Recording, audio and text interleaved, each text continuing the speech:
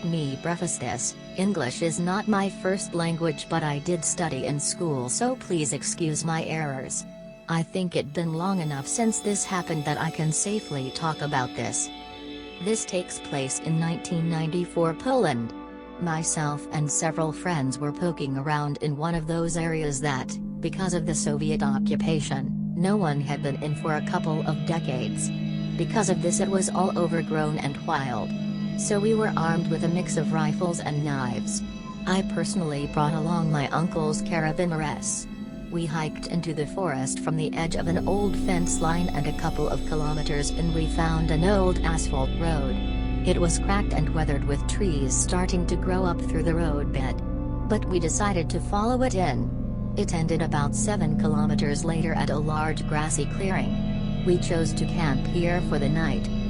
In the morning we noticed that something had paced around the perimeter of our camp. The grass was bent down and flattened from where it had walked. We didn't think much of it though. Thought it was deer. We packed up and continued on into the forest. We decided to hill up the side of a mountain we could see from the clearing, get above the trees and see what we could see. As we walked, I felt like we were being watched. We reached a good spot to look around from, and not far from where we had camped we could see another clearing with some kind of structure there, so we hiked back and made our way over that direction. At the edge of the camp clearing we found another road that led in that direction. At the other clearing, the road we were following dipped down into a cut and led to a concrete bunker. After a brief discussion we decided it was too small to be what we saw from the mountain and continued further into the clearing. We didn't walk long before we were on top of the large concrete pad. There was a massive 4-way door atop. It was partially open. Maybe a foot or so. If it were fully open, I think you could easily drive an oversized hauler through it with room to spare. We looked down in it, but it was really too dark to see anything except a couple of flickering lights down at the bottom, the reflection of water way down at the bottom, machinery and a missile cradled by a bunch of machinery. It was too dark to tell how intact everything was. We threw a couple of rocks in, and they bounced off some stuff as they fell before splashing into the water at the bottom. We made our way to the edge of the pad to discuss things again. We decided that since there was power, but it was obviously abandoned, we might as well explore.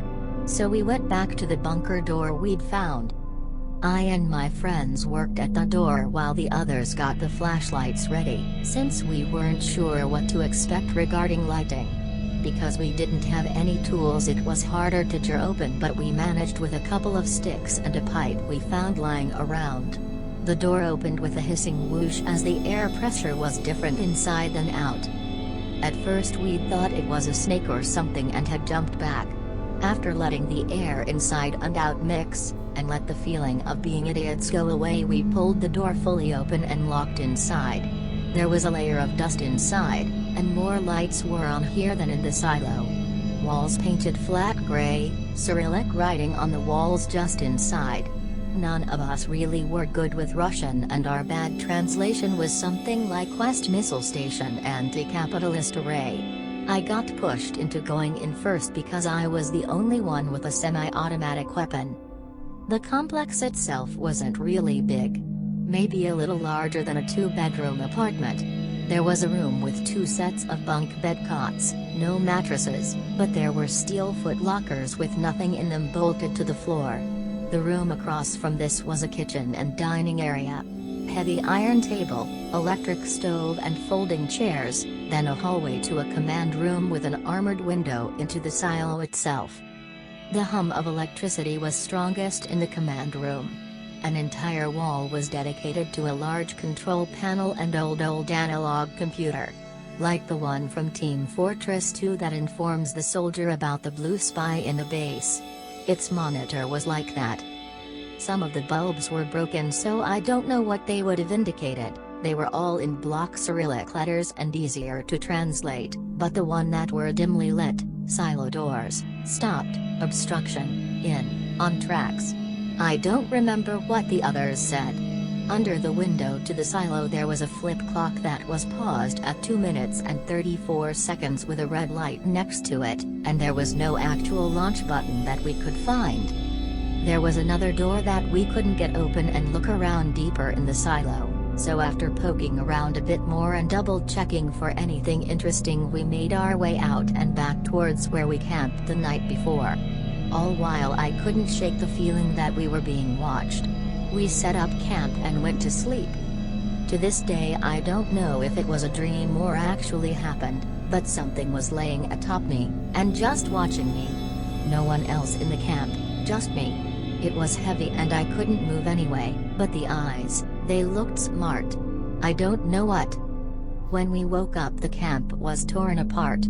Our food was missing, and the cooking supplies we had were scattered all over, and something had walked through the camp, its paws digging into the earth beneath.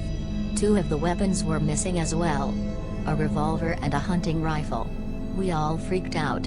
Between the food being gone and a storm looking like it was coming in, we decided to hike out that day. About 2 kilometers of hiking the storm hit and began raining, as though the sky itself was angry at our trespass. We had not packed for rain, so we were soon wet and hungry and tired. I still felt like I was being watched.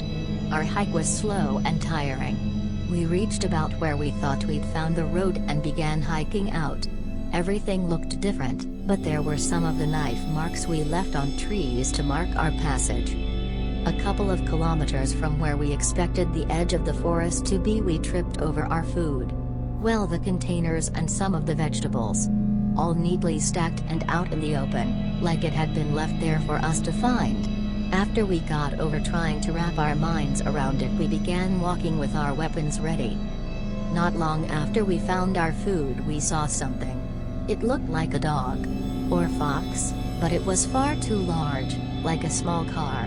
Too long, and the fur was a fake-looking silver like a cheap wig. When it opened its mouth there were far too many teeth. It smiled at us, I think it was smiling, and just wandered off into the woods. After a mild panic attack we started walking again, hiking a bit faster than we should have. It didn't take long for us to be running in a panic. I don't know how long it took us to get out of the forest, but we did. A couple of my friends went to the authorities and told them about the wolf in the woods.